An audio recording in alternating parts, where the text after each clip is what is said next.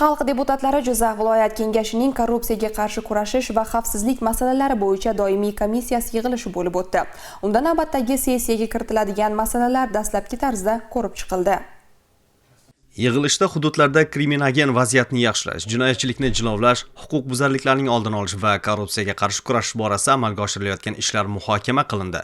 Unda viloyat prokuraturasi tomonidan hududda jinoyatchilikka qarshi kurashish, oldini olish va ularning kelib chiqish sabablarini bartaraf etish borasida amalga oshirilgan chora-tadbirlar yuzasidan axborot tinglandi.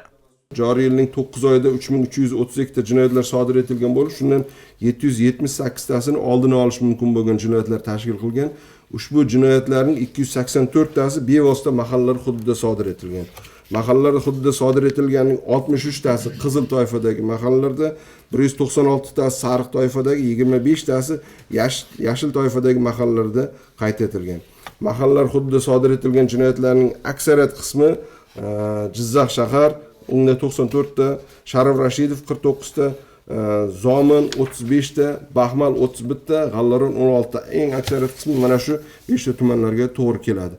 Jizzax viloyati ichki ishlar boshqarmasi tomonidan hududlarda profilaktik ishlarni kuchaytirish, yoshlar o'rtasida jinoyatchilikning oldini olish, oilaviy muhitda tinchlik va osoyishtalikni ta'minlash borasida amalga oshirilayotgan ishlar haqida so'z bordi.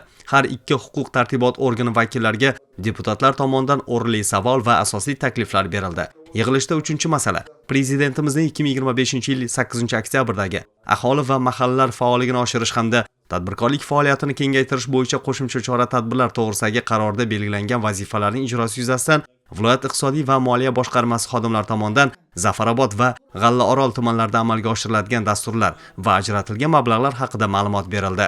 Albatta bugungi kunda o'sha mahallalarda jinoyatchilikni oldini olish bo'yicha qilinadigan ishlar zaifligi aytib o'tildi.